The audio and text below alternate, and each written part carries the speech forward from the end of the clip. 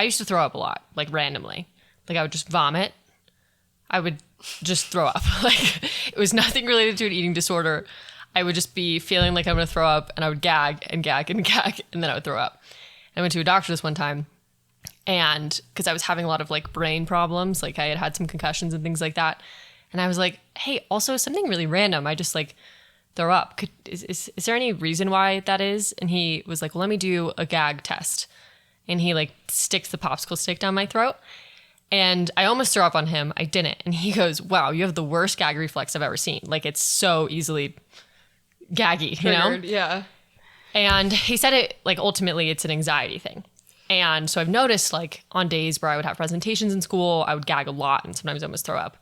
And over time I've learned like to kind of calm it down. But today I've been very gaggy all day.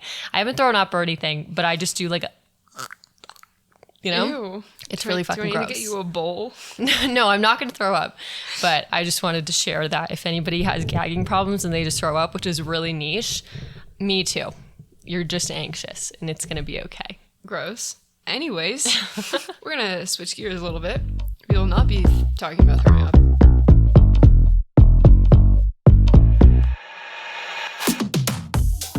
Hey guys, welcome back to What They Don't Say. Thanks for tuning in. That was weird. I know. Today I'm going to be sharing my story about how I was sexually assaulted. Our previous episode, we talked about me and we talked about my sexual assault story. And that's kind of part 1. And so now we're going to dive into part 2, which is talking about Shannon's sexual assault story. And we did it in this order purposefully because mine happened a year prior to when it happened to Shannon's. Mm-hmm. So we recommend that you listen to it in chronological order. If you're listening to this and haven't listened to my episode, I'd go back and listen to that one just to give you context and understanding of who this guy was and how he came into our lives and then just the connection there. So yeah, today Shannon is going to take the spotlight and she's going to dive into however many details she wants to dive into. As Lauren mentioned, her episode explains a lot about who this person was, who sexually assaulted both of us. So if you didn't know that, we were both sexually assaulted / raped by the same person, which is kind of an odd and niche scenario, but it's just the fact of the matter. And that happened, it was able to happen because this person was really close to my family. And my parents saw this person who we're calling Tyler. His name is not Tyler. It's nothing close to Tyler. We're just using it for purposes, privacy purposes. Any users. This person was basically like a son to my parents. They treated him like a son. When he was at school, he would come over to my house. He would do laundry there. We would have him over for dinners and Bible studies. And we took him out to a really nice restaurant for his birthday. Like he was basically part of the family. My stepdad was his mentor. And that's why he was able to assault you and me and also someone else in our lives.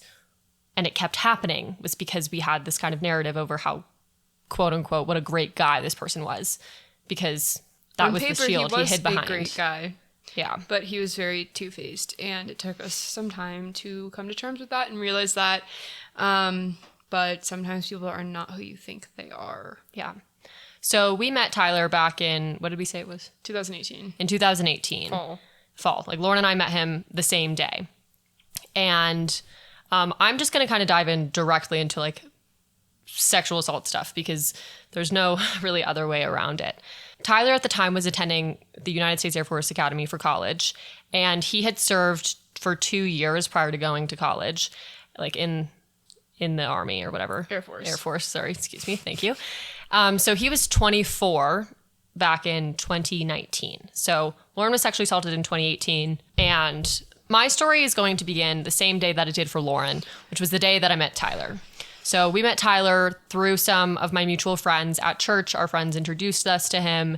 And my family's thing is like, if someone comes to church with us, we take him out to brunch. And so we went out to brunch with this man, as well as like many of my other friends, some of my parents' friends. It was a big group this day. I think there was like 12 or 14 of us at brunch. And this person appeared to be incredibly kind and handsome and just overwhelming, like just a great guy. You know, he's very clean. He's very buttoned up. He held the door for all of us, would pull out the chair for my mom, called her ma'am, and spoke very eloquently from a biblical perspective, from just like, he was just a good speaker. And at this brunch, he shared a lot of details about a lot of the traumas that he'd gone through. And I remember sitting there thinking, wow, like this poor guy has been through so much. And Lauren had said that she felt like it was a little bit weird that he was sharing this much, but I sort of looked at it from like a related standpoint. Like I felt like, oh my gosh, like I've been through a lot of, I've experienced a lot of death and hardships in my life. I'm just a dick, basically. You're not a dick. But I was just really kind of taken aback about this person who we had just met was willing to be so vulnerable with us. And I kind of admired him. You know, he was an older man. He was the same age that my brother would have been at the time. And I felt really like immediately connected to him because of that. I didn't find him attractive in any way, but yeah, that was just basically it. And so over time, he became really close with my family. Like I said, he was over all the time to do laundry and for dinners and all of that. And he just kind of became a part of the family. And as much as I knew that like he was spending time with Lauren, he was spending more one-on-one time with Lauren than he was with me, I still felt like him and I would catch up occasionally. Like maybe I would be in his car going from church to brunch. We would catch up on life. And it became very clear to me that he kind of was living a very two-faced lifestyle. You know, in front of my parents, he would whip out the Bible verses and talk about, like he might talk about how he was struggling, but he wouldn't go into details. And then in private with me, when he would say he was struggling, that meant he was drinking a lot, having a lot of sex with women, and was basically out of control, was the way that I understood it to be. Like I remember this one time after church, we were on the way to brunch and I was in his truck, and he's talking about what a wild weekend he's had and how drunk he got. And he opened up the center console of his car, and there was like one of those boxed wines, but it was in a carton, like one that you just drink out of. He like almost like a, look how cool I am. Like I have red wine in my car. It was very weird. But I kind of felt like he was a part of the family. I didn't feel incredibly close to him, but I still felt like he was a part of my life in a pretty big way. Mm-hmm. And the way that I saw my mom open up to a man who was younger, you know, like the age of my brother, it felt really good to me, honestly. It felt good to have someone in my life that my mom could look at as a son, because she didn't really have it anymore. I felt safe being around him because he was basically okayed and like verified by my parents. So that's just kind of like the overarching vibe that I felt with him and I, and like our friendship and my relation to him, was that he was a safe person and that it was okay for me to spend time with him and trust him because my parents did. I know we've mentioned this somewhat in past episodes, but like for context, Shannon's brother passed away. Yes. When we were in middle school. And so when she's talking about this stuff, like he genuinely felt like the son that, you know, your mom had lost. Yeah. She didn't get to see grow up. Yeah. And so like that's really fucking powerful. And I think that obviously he didn't like replace him or anything like that, but it was probably nice for your mom to kind of have that to some degree. And kind of off of that, did you feel that in any way, or for like, was there any of like, oh, it's like the older brother that like I had, but like I don't have anymore? Like, did you have that vibe, or was it only really your mom who felt like it was this? I still felt like he was a brotherly figure in the sense that like I knew that if I had a really hard day or something and I needed someone to, like if I needed an escape from my parents, I knew I could call him and have him like take me out to get coffee. Like that wasn't something that we did, but I had a trust in him and a relationship from the standpoint of I knew he would never like replace my brother, but he felt like a brotherly figure in my life. Right. Okay. That's just backstory as far as like my relationship to him goes. So in May of 2019, at the Air Force Academy, they do this thing called a ring dance. And ring dance is basically like, I don't even know what it signifies. What does the ring signify? I think it's only juniors, and it's some sort of rite of passage type of thing. Mm-hmm. But I don't really know what it actually signifies. Yeah. It's a big event. Like they all get their like class ring, and every ring is different for each junior. Like it's only the junior years that get it. And, you know, they wear their uniforms, they have a big dinner, and they have a big party afterwards. And I need to say this very clearly. Well, I have two things. One, there's a lot of little things that I'm going to say that might not feel related to my assault, but I promise you they are. They're related to grooming. Later on, you'll see that they're related to the court case as a whole. So that's thing one. Thing two, I never felt attracted to Tyler. That's a really important detail. I respected him. I thought that he was like very suave and gentlemanly. And I thought, okay, those would be good features for for me to look for in a partner in the future. But I never felt like physically or sexually attracted to him at all, which might seem weird considering how great he seemed on paper, but I just wasn't. Anyways, so in May, they have the ring dance at the Air Force Academy. He had mentioned that he didn't really have anybody to go with and that he was kind of bummed because his friends had people to go with him. And I said, hey, if you want a friend to go, like, I'm super happy to go with you. Like, I'll get a dress, I'll do the whole thing. We'll have a great time as friends going together. And he had said, oh, yeah, maybe, I'm not super sure, I'll let you know. And I just said, hey, you need to make sure that you give me enough time so I can get a dress and be ready, because you can't just let me know a few days in advance. Like, that's not enough time for a girl to go to a function like this. Like, it's black tie attire. So he said, no, I found someone. I don't need you. And I said, no worries, totally fine. A few days before the ring dance, we're sitting in my basement and he goes, hey, so remember how I'd invited you to ring dance, but then I found somebody else and you had offered to go with me, but I had found somebody else, so you didn't need to go. And I said, yeah. He goes, well, that fell through. He definitely did some fucked shit. Yeah. To that girl. Probably. And I was like, oh. I was pissed from the standpoint of, hey, I told you to give me notice. It's 3 days before ring dance. I can't get a dress. I wasn't mad about the fact that I couldn't go to ring dance. I was upset because I wasn't going to be able to prepare in time. Like, you know, it was just a stupid, frustrating thing. I was like, dog, the fuck? Like, you should have told me earlier. But that blew over. He ended up finding someone else to go with. But he felt really bad. I don't know why he felt so bad, but he apologized multiple times over text to me, to my parents. And I kept saying, it's totally fine. It's not that deep. It was just annoying that you didn't ask me earlier. After that, I think that he began to grow some sort of interest in me because he asked me on a few dates. Of course. Oh, thank you.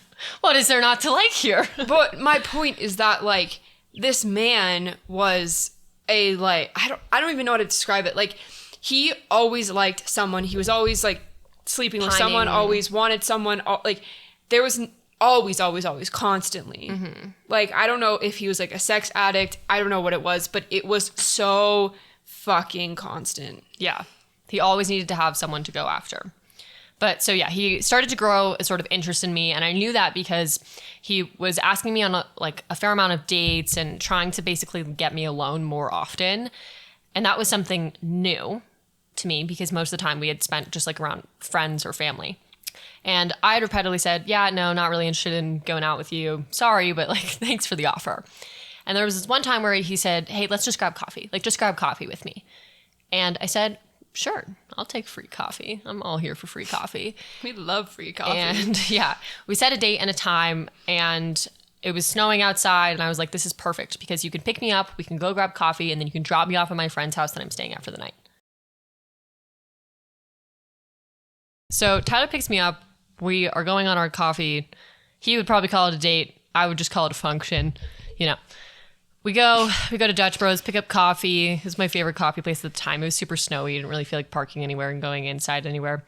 So we get the coffee and then we found a parking lot just to sit in and like catch up. And during this time, he was talking about how he had been having a really hard time lately and how he had been like, which happened a lot. And how he had been sleeping with a lot of girls. And he would do this really interesting thing where I felt like he was shaming himself. And I have a theory about this. Okay. So, like I said, he was like on the outside, like a strong Christian. And, you know, he would see us really frequently. And then I would know that he would be going through a quote unquote hard time. And then he wouldn't talk to my parents for several days. And then when he would come out of those several days, he would say, I've been really studying the word, aka the Bible. You know, I've been really getting back into everything.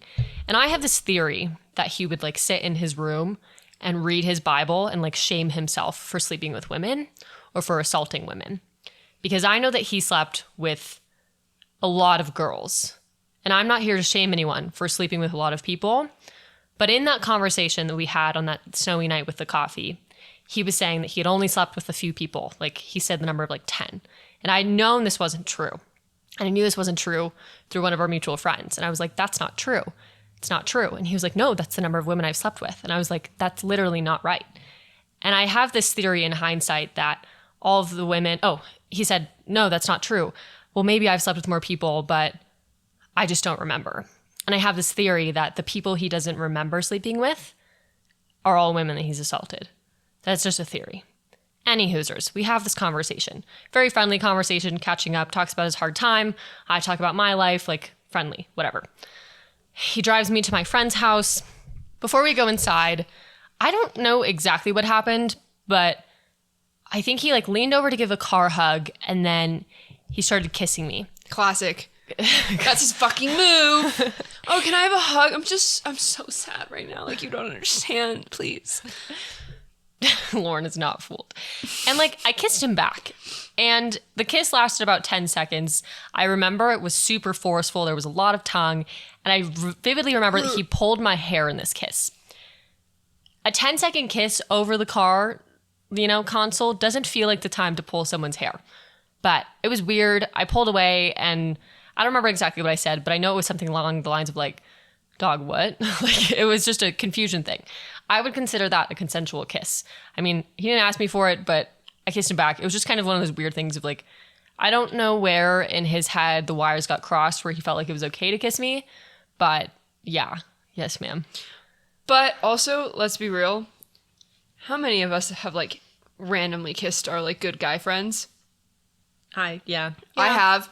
It never happened again, but like sometimes it just happens. It just happens. Like you're a little confused. Maybe you're like, wow, like we're really good friends and like we get along really well. I don't know. Like he's, and then you do, and you're like, wow, that was weird. I never want that to happen again. And it was just one of those things of like, okay, that can be left there. And then we walked inside. Like he carried my bags in. Once again, gentlemen, that was the end of that. Not to be spoken about. So then flash forward a few months from there. Now we're in like fall, winter, like October season. And we're still in 2019. He's still 24 years old. And he had come over for a Bible study at my house. And I think we had dinner too. And he started driving back to the academy and the roads were so bad that he ended up turning around and coming back to my house and asking my parents if he could stay the night because the roads were so bad.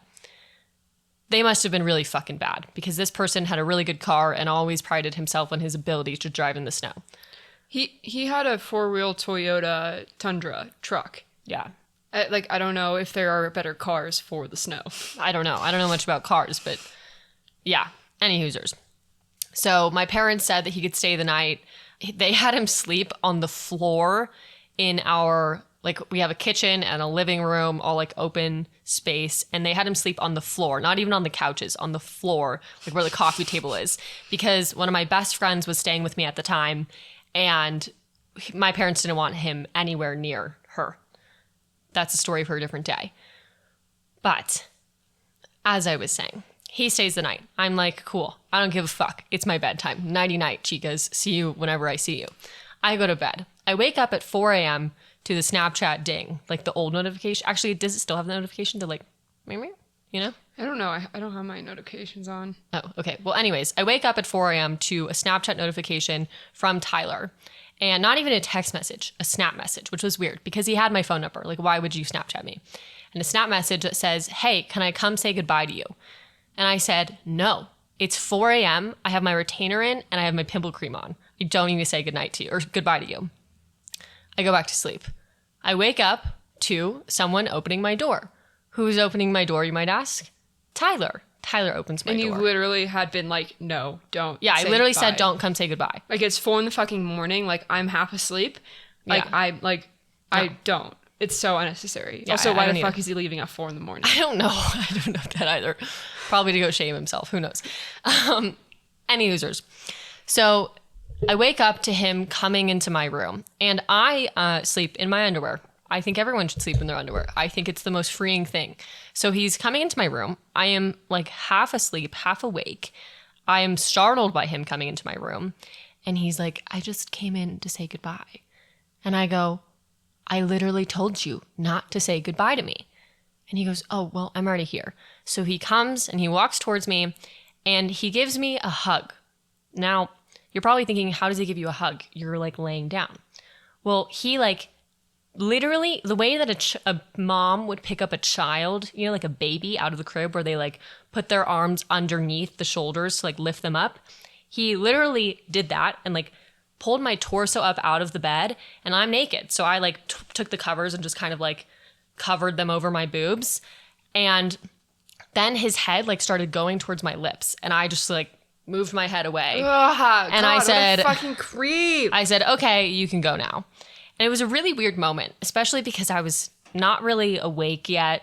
It was dark. But he also, like, the fact that he didn't just simply listen to the fact that you were like, no, do not come into my fucking room. The fact that he couldn't even respect that, which is such a simple request. Mm-hmm. Like, he asked you and you were like, no. Why the fuck did you even ask me if you weren't even going to listen to what my answer was? Like, fuck you. Like, that's just creepy. Most reasonable people would not do that. Yeah. But, so I kind of brushed it off. Once again, I just felt like I don't need to say this to my parents. You know, they might not like him after this, and they really like him and they really appreciate him. So I'm just not going to say anything about it. It's probably just a misunderstanding. Everything's fine. Totally brushed it off. Totally put it under the rug. And, you know, if you've heard Lauren's story and now you're listening to this, you might be thinking, holy shit, like there was all these warning signs. There were so many warning signs. But what you don't understand, at least not yet, is the capacity at which serial rapists have to manipulate people and the power that they can have over people and the way that they can mind fuck you actually just rape you, but the way they can mind fuck you into thinking that you are the crazy one, that this isn't a big deal and that you shouldn't tell your parents because they love him.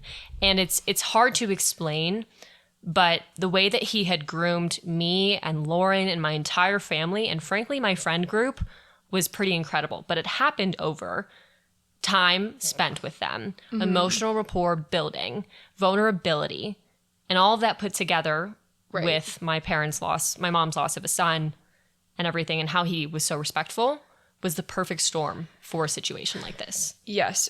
And also, not to mention, I know we've talked about this before, but in our investigation alone, they found multiple women outside of us that had been assaulted by him, and their stories were remarkably similar. So it wasn't like he had just done this to us. Like, he had manipulated and used his like sociopathic tendencies to do this to other women as well. And so there was an extreme pattern over and over and over again. And I'm sure that there are like other girls out there too that were not found that this happened to as well.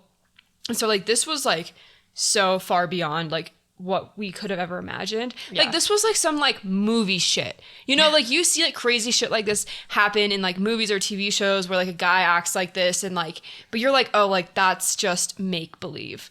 That like that could not happen in real life. And so when you're living something like that, like it is so hard to process that it could be something so terrible because you're like, no, that's like not real life. Yeah, there's no way. Yeah. And as far as the pattern thing goes, you know, Lauren had talked about in her story that he used his sadness and his like saying he would hurt himself in order to get your sympathy and for you to spend time with him. And that happened with the other women that he assaulted that did come forward who were included in our court case. And we didn't even know them. So that's a clear sign of a pattern. And even some of the things that he said that I'm about to go into to me, he had said to other women that he sexually assaulted, which is, once again, just fucking crazy and definitely like a movie, and it's a sad movie. But it just goes to show this person was a mass manipulator who was super good at grooming people, and he had a clear pattern. But we just didn't see it because we were blinded by the fact of how good of a manipulator he was. Okay, so that happened. Flash forward to November. The week of November 12th, I think. My parents were out of town. I don't know where they were. I don't know why they left me. But I was a rebellious child. I was kind of a partier. I partied kind of whenever I could. I got in trouble constantly, all the time. I was getting grounded, phones taken away. I was in trouble all the fucking time. So my parents leave, and obviously, any 18-year-old girl, when their parents are out of town, what are you going to do? What do we do, Lauren? Well, I would have done nothing. But I decided,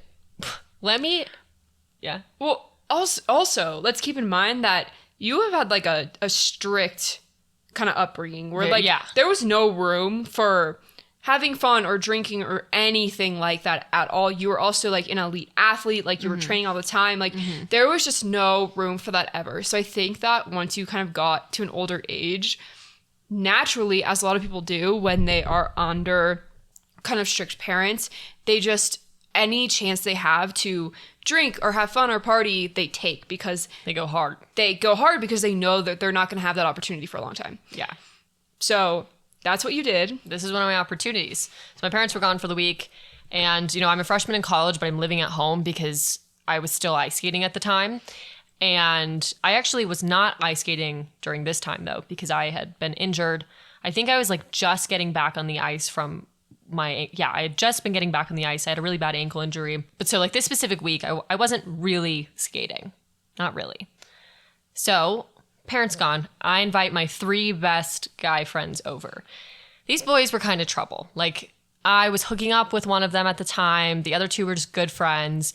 We had a lot of fun together, but we were definitely like party people. Like we weren't emotionally close people. We just had a lot of fun.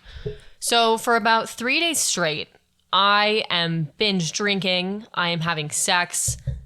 That's pretty much it. I'm literally drinking all day.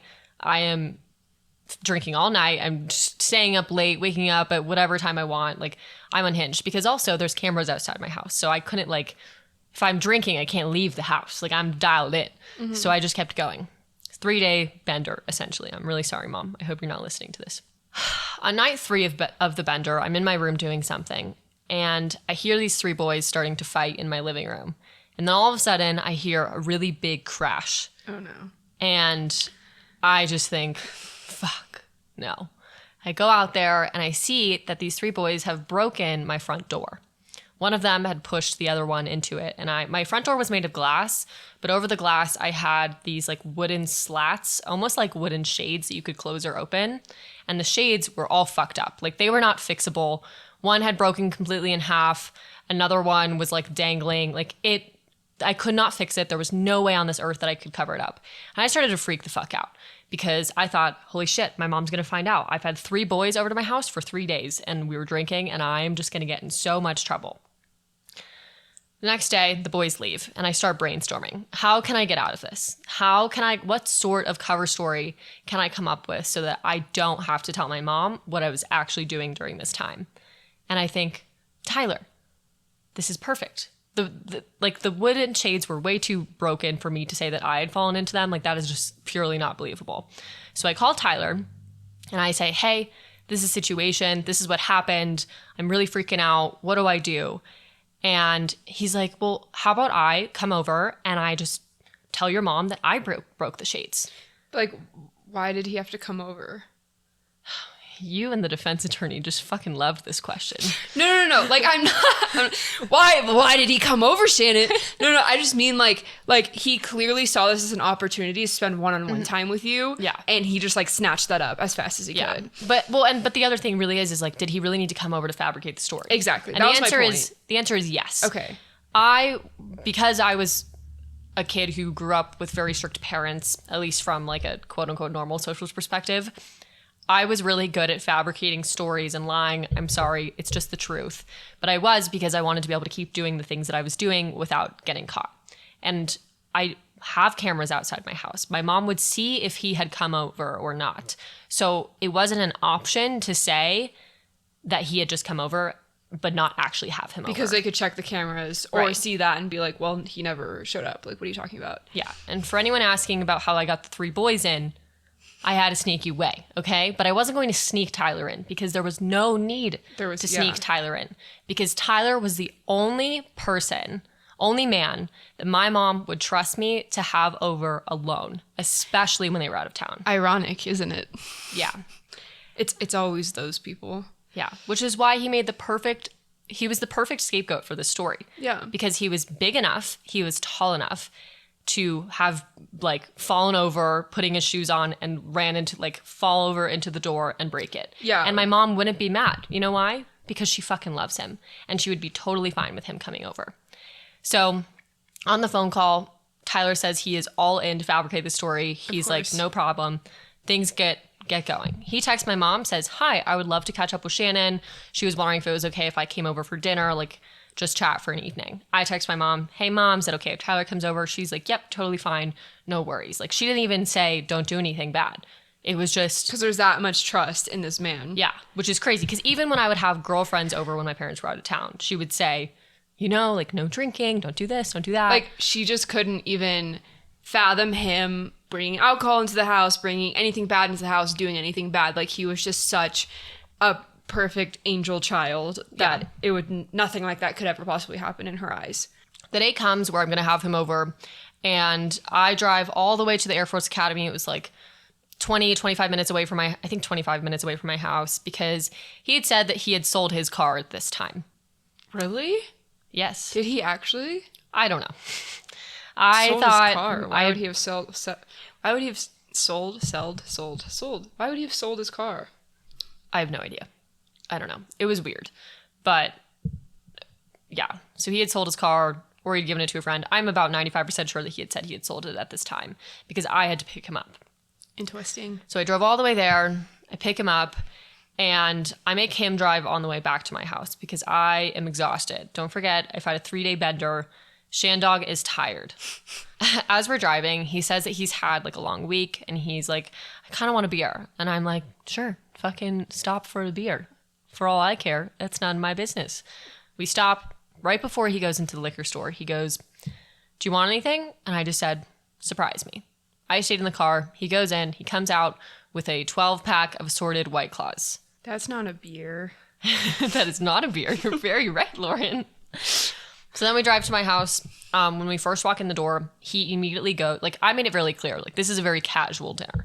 If you couldn't tell by my appearance, like, think about those times where you haven't washed your hair in 7 days, you've been on a bender, you haven't showered. Like, you are, like, the shittiest you look. Yeah, not cute shitty. I'm talking gross shitty. That was me, okay? I was wearing, like, my bad pair of sweatpants because, like, I had gone through my other ones. I had gotten them dirty, covered in Svedka, mango flavored, who knows? Anyways. So we go in the house. I made it super clear this is a casual thing. Like, he was going to make his own food. I was going to make my own food. He immediately goes to the kitchen, starts making food. I go to my room. I change my sweatpants. I don't know why. I just did. I just wanted a different pair. I go into the kitchen. He's making a sandwich. I'm making myself pesto pasta, like a eloquent woman. We start talking. And as we're talking, he is going on and on about how he wants a girlfriend so badly. Someone, this is so vivid in my head, someone to come home to. Someone that he can rub their feet. That's a very specific sentence, okay? Someone that he can just love and care for and pour into. And I'm just like...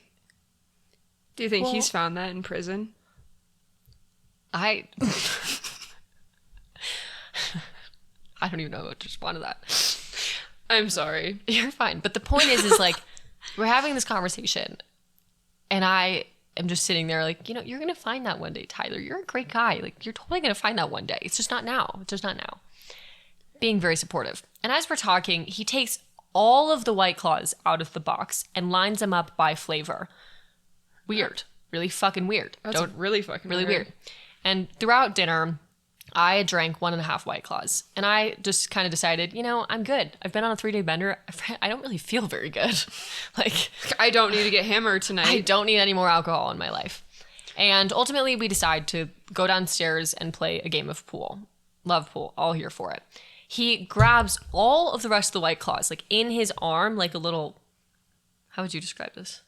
Claw. Like a little claw. He just picks them all up in his arm and carries them down the stairs. And I just think, that's weird, but whatever. None of my business. We get down there, and we're picking out pool sticks. And these are all really niche details that maybe don't matter. But like if... As a guy, if you are like, I'm going to fucking grab every single one of these White Claws and bring them downstairs with this girl, you're probably hoping that she'll drink more of them, get fucked up, and then you'll have an easier time getting lucky. Maybe. Yeah, there you go. There's the male perspective. Thank you, Lauren.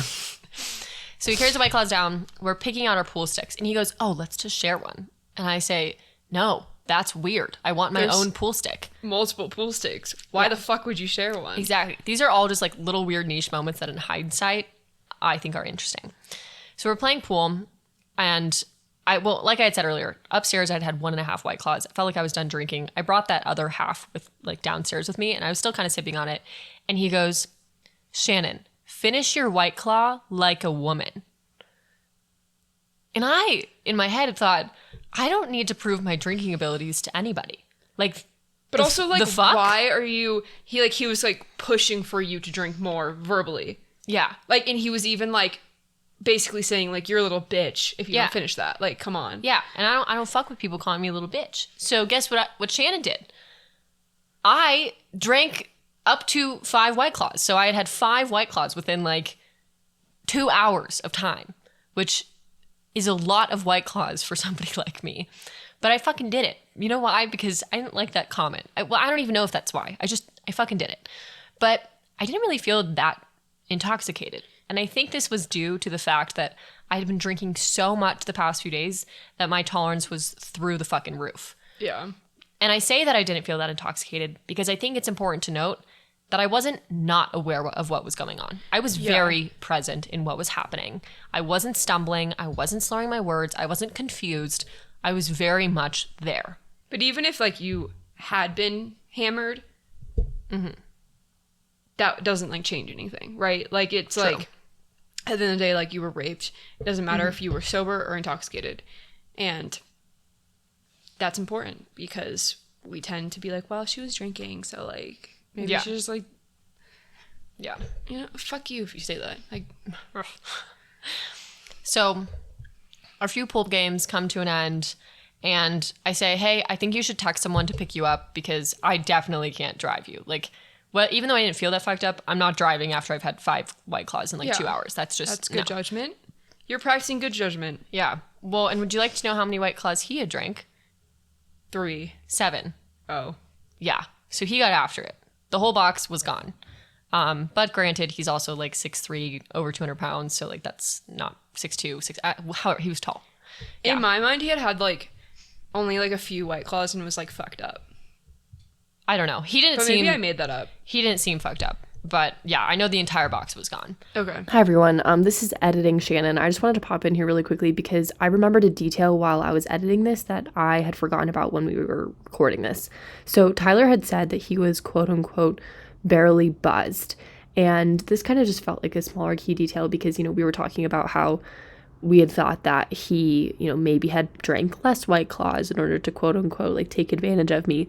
But at the end of the day, he was very clear that he was not overly intoxicated and not even close to being intoxicated or drunk by any level because he had said multiple times that he was barely buzzed. Okay, now back to our regularly scheduled podcast airing program stuff. But I said, hey, I think it's really important that you call someone, text someone, have them pick you up because I'm not driving you. So you like made it clear like you're not staying here. Like this is just like you were fucking leaving. Yeah. And I said, I'm really tired. I'm going to start getting ready for bed. Just like text someone. So I go upstairs. I'm washing my face. And as I'm washing my face, he's just standing in the doorway. He's not really talking to me. He's just standing in the bathroom doorway. I don't really think much of it. It's whatever. Finished washing my face. And my routine at this time in my life was I always picked up my room before going to bed. Wow, I should really implement that now because my room is a fucking mess all the time. But I'm picking up my room and I asked him, like he was sitting on the stool in the corner of my room. And I said, hey, like, did you text someone to have them pick you up? And he said, yeah, they're on their way. And I said, cool, great. Thanks for doing that. And as I'm picking up like one piece of clothing and I'm bringing it across the room, he grabs me by the waist and he like pulls me in and he tries to kiss me. And I say, no, Tyler, we're not doing this. And that might seem like that sounds like a lot like what I said. Yeah. Crazy. Yeah. And I think the reason I said we're not doing this, I think that's a reflection. Like, I think I literally said it like that because it felt like the least controversial way to say no. And because we did kiss one time before, like many months prior to this. Mm-hmm. So that felt just like the best way to say it. And it just came out, no, Tyler, we're not doing this. And he had still kind of been like grabbing onto my waist at this time. I felt uncomfortable. I was just a little bit confused. We end up going out into the living room. We're sitting on the couch. On the couch, leans in, tries to kiss me again. I say, no, Tyler, we're not doing this. And I think he did kiss me, but it was like a fast, like I didn't reciprocate. And I remember feeling very confused at this time because I had said, no, Tyler, we're not doing this twice now. And he did kiss me, and he kept trying to kiss me after that. So he just wasn't respecting your boundaries, what you were saying. Like, you were like, we're not doing this isn't happening. But he was just like, in his mind, no, we're this is happening, you know, like exactly. He was determined. And it sounds like maybe he was determined from the beginning of the night, you know, buying all those White Claws, bringing them downstairs, telling me to drink them. Yeah. The conversations about wanting a girlfriend, all of it. Yeah. Like he was trying to like plant things like along the way. Yeah. So then I made my way, you know, we're on the couch, he tried to kiss me. I make my way to the kitchen. He follows me into the kitchen, and I had kind of moved swiftly into the kitchen. It wasn't like I was sprinting away from him, but I was trying to create some distance between him and me. I go into the kitchen, he follows me, and grabs me by the waist again, tries to kiss me. I don't remember if he did or not, but I do remember for a fact that I said, no, Tyler, we're not doing this. So this is like three times you've like moved away from him, been like, no, like you're actively now physically avoiding this man, and he's just like following you around. Yes. So then somehow back on the couch. This is a part of the story where I feel really confused, and like defense really tried to nail me on this. Like they kept questioning me about it. They were like, well, how did you get from the kitchen to the couch? And I don't know. I probably walked there. I have no idea. But what did you do? Fucking float? Well, I don't know. But the point is like, it's not important. The defense made it really important. But that's what they do, right? It's never about the actual assault. It's about everything else around it. Right. Back on the couch. Tyler tries to kiss me again. So now we're at 4. Yeah. No, Tyler, we're not doing this. Okay. He grabs me and he like puts me on his lap. So I'm like facing him. Like he's sitting on the couch. I would be like, basically, it was kind of like straddling him, but that's like how he put me there. And tries to kiss me. I think he does. I don't really know. And I say, no, Tyler, we're not doing this. And he gets up, like he just picks me up, like directly, like he stands up and picks me up simultaneously. Like there is no fudging, budging. Don't forget, this guy is very strong. And carries me all the way to my room. I would say my room was like 15 feet away, maybe. I don't know. But carries me all the way to my room. And I remember saying, no, Tyler, I know it seems like a joke, but we're really not doing this. Like, this is not a joke. We're not doing this. So now you're like actually starting to kind of panic. Like you're like, oh shit, like this is bad. Yeah. And this is, I think, the last moment where I felt super conscious of what was going on. Like I felt very frustrated that he wasn't listening to me. And I felt very confused as to why my no wasn't enough. But I wasn't in panic mode until he had picked me up and carried me to my room. Especially because, for the most part, this was someone you have always trusted. And so in your mind, you were like, okay, like, yeah, this is maybe weird, but like, I trust him. Right. He's never given me a reason not to. So, you know. Yeah. Carries me to my room, and he puts me on like the longer side of the bed on my back, and like my feet are kind of dangling off the bed, but like my torso's on the bed. And I said one last time, no, Tyler, we're not doing this. So this is like number 7, I think. Number 7, no. And from there, I remember that I was wearing a quarter zip. He took my quarter zip off. He took this was my favorite Calvin Klein bra I was wearing. And I remember it so vividly because it was painted all over the fucking courtroom all the time about my Calvin Klein sports bra and how hard it must have been to take off. And there's no way that he could have taken it off, but I'm getting ahead of myself. I just get a little fired up. But just like, I once again, that pisses me off. It should not matter what the fuck you were wearing or... Well, they were just confused about how it got taken off my body. But also, like, it's like one of those classic Calvin Klein bras that, frankly, like, they're not super fucking tight. No, they get, and especially over time, like I had this bra for a long time. Yeah, like the band, like mine are so stretched out that like that thing could just like slip off of me. Yep. So he took off my quarter zip. He took off my bra. I think he took off his shirt and pants next. I'm not really sure of the order. Took my pants off. But the point is I'm just laying there. He took off all of my clothes. He took off all of his clothes. I didn't assist, I didn't help.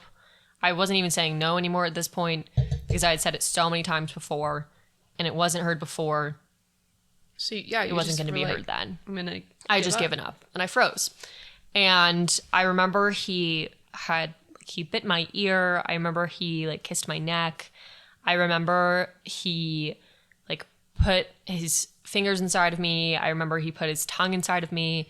And I remember all of that being really short. Like it wasn't like I'm going to give you head. I'm going to finger you. And like this is going to be enjoyable. Good. Yeah. Like it was just like finger, tongue. Okay, let's go. And then like he put his penis inside of me.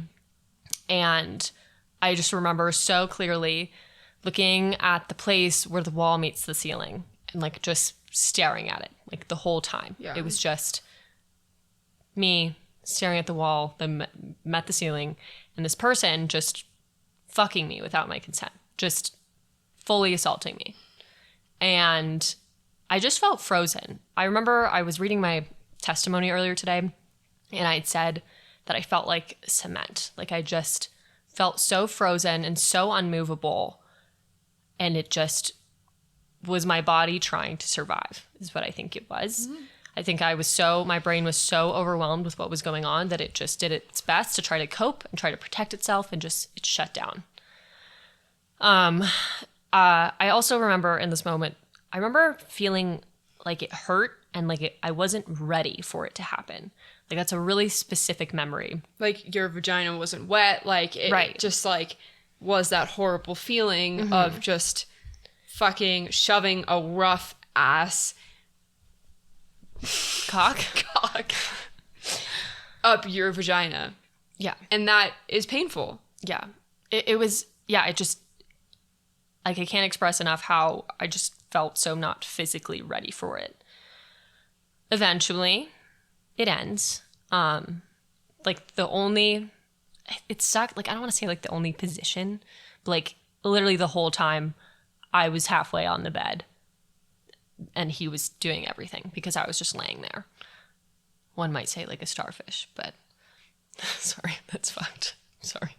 But it's sad. Like it really is. Like that makes me really sad. And if anybody's going to say like, you didn't fight back, blah, blah, blah, blah. Most women don't. Most women don't. Most people don't.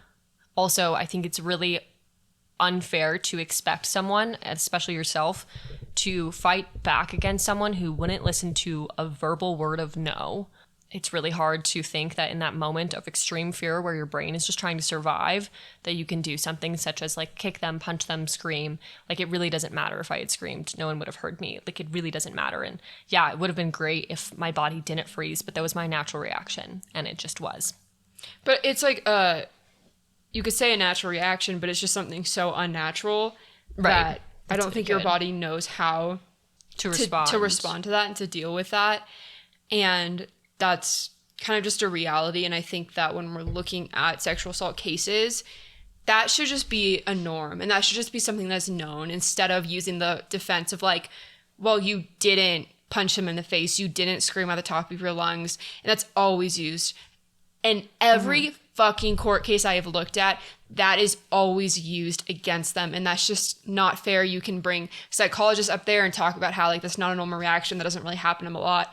Mm-hmm. And for some reason, it's just not taken seriously. And I think that is just fucked. Like even our prosecution team asked me, why didn't you fight back? And the reason they asked me that was so that I could say, because he's so big, because I didn't believe that I would win, because I froze. Like it gave me an opportunity to say all those things, but it is something that is a part of a lot of cases. So then after he ejaculated, sorry. Wait, okay, I'm really sorry, but I just wanted to say this because that is something that I think is really, really interesting. And after all this happened with us, I started to learn how to fight. Mm-hmm. Like I went to an MMA gym. I was learning jiu-jitsu, like all that stuff. I picked up boxing for 6 months. Because I wanted my initial reaction to be to fight. And now when people come towards me too fast, my initial reaction is literally to hit them. Mm-hmm. And I have literally hit people because I didn't like the way that they were coming towards me. But that's sad. That shouldn't be my natural reaction, is to hurt someone or hit someone. But now it is, because I forced my body into that because of the fact that I didn't fight back. There you go. Sorry. I totally interrupted you. No, you don't need to apologize. You're good. Continue. So after that, he ejaculated inside me. I think it's a really important key detail. It sounds particularly gross when it's not consensual. Anyways, so he did that. And the first thing that happened is I immediately became unfrozen. I popped right up and I said, "What the fuck? Tyler, I never wanted to have sex with you, and I'm not on birth control." That was the first thing that came out of my mouth. I grabbed my bathrobe and I'm freaking out. I'm saying lots of fuck, what the fuck? Why the fuck did this happen? I don't fucking understand. Why the fuck did you do this? I am aggressive. Right now, my fight is starting to kick in. And I'm putting on my bathrobe, I'm peeing, I'm yelling all this stuff. Not yelling, but my voice is raised and very aggressive. And this motherfucker is crying. And he's like, I've never had sex with someone who wasn't on birth control. What are we gonna do? I didn't know you didn't want to do this. He's just beside himself. And the biggest thing that he kept repeating was, "I've never had sex with someone who wasn't on birth control." And I was like, I didn't want to have sex with you. And also, I couldn't believe that he was so concerned about the birth control part. I wasn't concerned with the fact that he had literally just raped me. Yeah. That's what he cared about. He cared about the fucking baby that he might have put inside of me. But he didn't think about the fact that I never even asked him to take his fucking clothes off or kiss me or put a hand on me. Yeah. Well, that's because you can't have any dependents at the Air Force Academy. Yeah. Wow, I didn't know that. So he was probably just thinking about himself and his future. But he didn't realize he had just completely fucked himself in a whole different way. Yeah. But the thing is that I think is particularly interesting is that if you were having consensual sex with someone, you would know if they were on birth control. You would know if you should wear a condom. You would know if you should pull out or not. I think that most women on this earth would probably agree that the first time you're having sex with someone, it's not really chill to not wear a condom and come inside of you, with no discussion. That's not chill. That's not or cool. normal. And that's not consensual. So, even if it is consensual sex, fucking talk about it. Don't just come inside them. Ask if that's okay. Ask if they're on birth control. Please. It's also just a safety precaution for not safety, but let's not accidentally impregnate people. You know what I mean? Let's just be careful the best we can. There's protection for a reason. You should have these conversations to avoid unwanted pregnancies and things like that. Yeah, we already have enough of an overpopulation problem. You don't need to add to that. Yeah. So after this, when I came out of the bathroom, I'm still saying words. He's still wailing about whatever. And he's putting his shoes on and he's like, "I'll just go." And I'm like, "Yeah, get out. Get the fuck out of my house." And he's talking about how he's probably going to have to walk home because his friend isn't there yet. And I did not care at all. I just said, "Get out." I let him out of my garage. And now I know that somebody from the Air Force Academy did eventually pick him up. They said that Tyler's demeanor was very sad and just quiet, and that he ended up sleeping in the car of the person that picked him up. He didn't go back to his dorm. He just stayed in the car, in the parking lot, in the cold, just asleep, which weird. So while he's doing that, I immediately called Lauren, because I realized right after it happened, I'm crying, I'm wailing. I really remember sitting on the toilet and just feeling if the walls could peel fucking down, they would. I thought everyone could hear me cry. It was a really horrible moment because I realized what had just happened and how, holy shit, this thing that I thought wasn't that common just happened to me. I thought it could happen to other people, but not me. Mm-hmm. And here it is happening to me. I called Lauren because I thought, that was the moment where I realized, this is why she hates Tyler. I get it. This has to be it. He must have done this to her. I just knew. It's we were twins and we have a little instinct almost, Call Lauren. She doesn't answer. I call one of my best friends from home. I talk to her. She tells me that I need to go to a hospital. I call two of my other friends. They take me to the hospital. I go. I get a rape kit done. If you want more information on that, I did an episode on it. Nice. Excuse me. I did an episode on it a while ago. I think it's called Rape Kits something something. An interesting detail that I think is particularly remarkable was after I got my rape kit done. So I didn't know this. I learned this during court because I had completely, fully wiped this from my memory, which I think really speaks to the state of mind that I was in post-assault, post-SANE exam. So I had my SANE exam done. My 2 friends had asked me, like, do you want to go back to our house? And I said, no, just take me home. Just take me home. And, like, I had thought that I had just gone back to their house and slept there. Like, immediately from the hospital to their house. Okay. That's not true. Okay. They had taken me home because I guess that I had just, like, said, I really want to go home. I really want to go home. Right. And I got home. I started, like, getting ready for bed. And I think I got into bed. And I just was like weeping. And I texted them and I said, I'm coming to your house. And then I got in my car and I drove to their house. I have 0 recollection of driving to their house. Like literally no recollection. But I know that my car was there because when I woke up the next day, my car was at my friend's house. They didn't drive my car because I drove in their car. Yeah. But I think that's crazy to me that Your mind will just black things out like that. just fully gone. Yeah. So, yeah, and the rest of that story is just that 2 days later, I had a therapy appointment. My therapist told me I needed to tell my mom. I told my mom. About a week after that, I ended up going to the Air Force Academy to do a full Office of Special Investigations interview. There you go. Something I just feel like saying was that I was really nervous about this episode. And I felt nervous because I felt like, what if I get like a detail wrong?